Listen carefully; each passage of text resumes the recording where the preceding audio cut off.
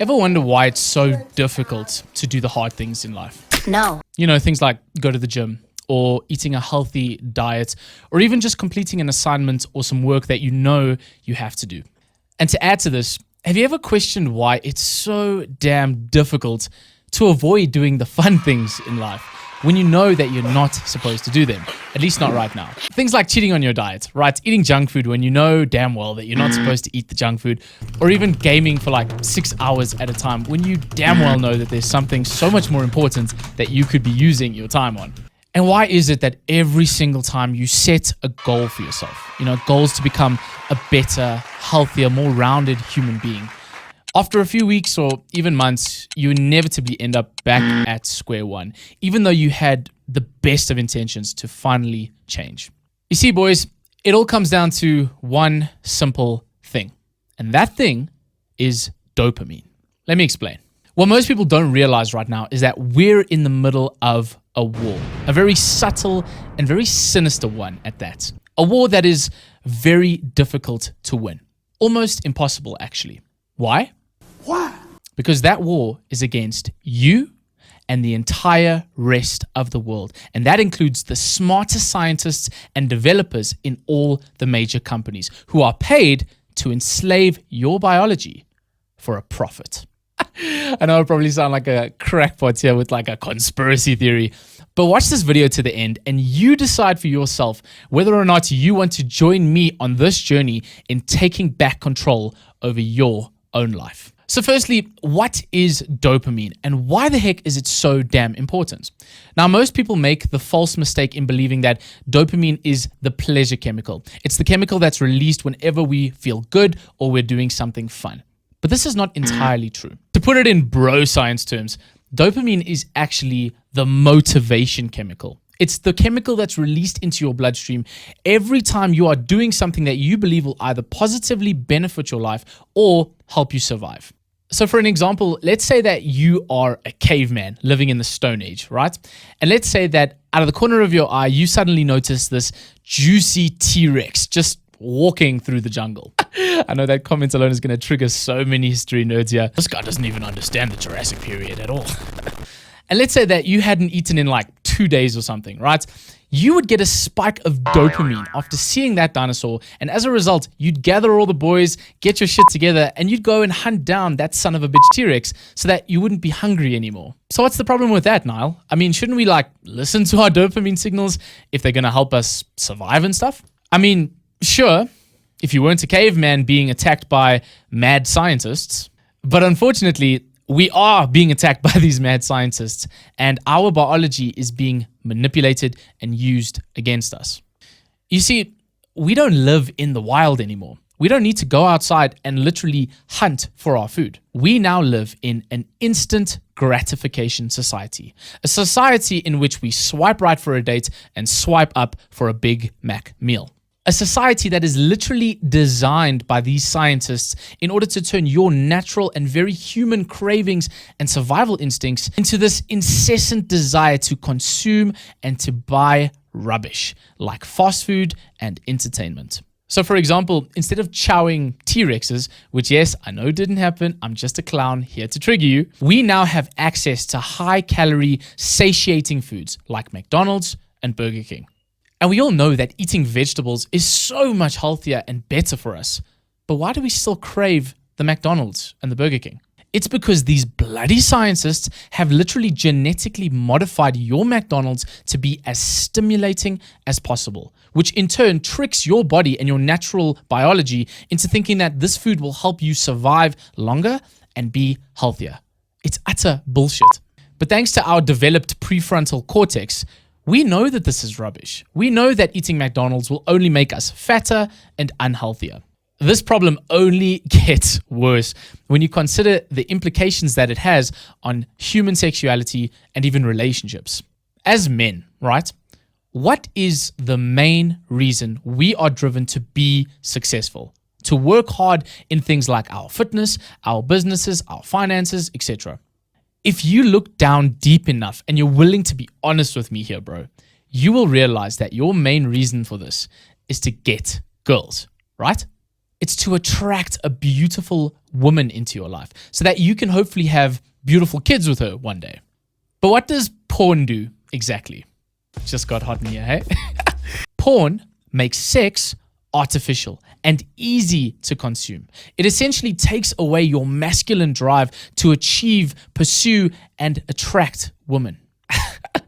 And as the boys will know firsthand when I say this, post-nut clarity is a real thing, bruv. Why? Because that clarity is caused by your natural motivation literally being drained from your system. This is a huge, huge problem. And if you're anything like me, it could honestly be ruining your life and you don't even realize it. All right, fair enough, Niall. I get where you're coming from. I can understand that these things may not be all that great for you. But I mean, what's the harm in eating a little bit of junk food every now and again, or even watching a little bit of porn? Isn't life all about balance? There is a problem. And that problem is simply the fact that everything in your life is based on relevance. I love using Breaking Bad to prove this point. So for any of you who may not have ever seen the show, the main character, Walt, essentially gives his son a Mustang for his 16th birthday. You heard me right, a Mustang.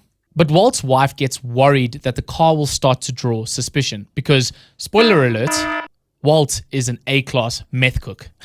So they sell the car and they buy their son a regular old 2006 Chrysler Bugmobile, right? And the son is not too pleased about this change. Now, wouldn't you agree with me that any 16-year-old in their right mind would be psyched to have a car in the first place? So why the heck is Walter Jr. so sad about his new ride? It's because he had a bloody Mustang, obviously. I mean, the kid is comparing experiences. The same goes for every single comparison that you make in your own life. I mean, why would you even bother reading a book when you had a hyper-stimulating video game to play? Why would you even bother going out on a date when you could just lie in bed and browse the hub the entire night long? The simple answer is you wouldn't. Because you've deprived yourself of your natural motivation by giving in to instant gratification. Everything is relevance. And so if you really want to start enjoying the simple pleasures in life again, you need to seriously consider stopping or at least decreasing the amount of instant gratification activities that you do on a daily basis. Because every time you do something that's overstimulating, you become desensitized to doing the hard work. It's like drinking alcohol, right? The more and more you drink over time, the more and more you need to drink in order to get the same level of effect. Now, as far as I know, there is only one way in which we can take back control over our own destinies. And that way is called dopamine detoxing. Dopamine detoxing is simply decreasing your exposure to all the bad habits and then replacing these bad habits with good, healthy, and wholesome habits that will allow your dopamine levels to return to normal and therefore your sensitivity to pleasure. And suddenly, doing simple things and working hard will naturally become more fun and effortless again. You'll start to really enjoy doing the things like spending time with your loved ones, being in nature, going to the gym, or working hard at your business or career. All right, so how do we get this done? So firstly, let's get out a piece of paper and I want you to draw two main categories. One category for what we call the dragons and one category for what we call our knights. I want you to think of your dragons as all of the bad habits that you need to slay and defeat, and your knights as all of the good habits, the soldiers that are going to fight the dragon and this war for you. This is the secret to overcoming addiction. You don't just simply get rid of all of the bad habits with one fatal strike, right? You replace the bad habits with good habits so that you can fill that void with positive and meaningful activities. All you need to do then is simply keep a habit journal or even download a habit tracker and then act on all of these good habits. Without taking action, nothing is going to change. I actually did a video on the importance of visualization and taking action. And if you want, you can watch that right over there. But hold up, before you start, there's actually two very important things that you need to keep in mind in order to successfully complete this dopamine detox. Over time and eventually, your dopamine levels will return to baseline, and then you can expect the hard things to become fun again. But the first 2 weeks to a month are going to be a struggle. I'm not going to bullshit you here. You come to this channel for the authentic and honest truth. To get through this initial discomfort, we need to use a little bit of willpower, but just at first. So what we can do is dedicate the next 2 weeks, just 2 weeks of our lives in order to commit to sticking to this detox. And after these 2 weeks are over and done, the second most important thing that I want us to keep in mind is that we are not going to look at this as some quick fix, right? I want us to look at this as a lifestyle change. Does this mean that I'm never going to do anything fun or pleasurable ever again? Of course not, bro. I mean, I'm a human being, and so are you. And so my plan is to make these changes gradual. I'm going to start building up these good habits slowly over time.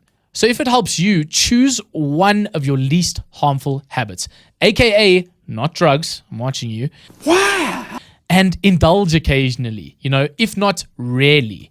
At least that will be a way to keep you on track.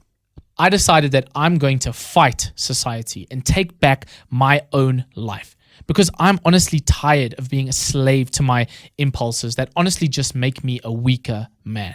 And so I encourage you to ask yourself honestly, what is more important to me? Is it to indulge in quick temporary pleasure that you know deep down is only hurting you in the long run? Or do you want a life of meaning, of purpose, of fulfillment?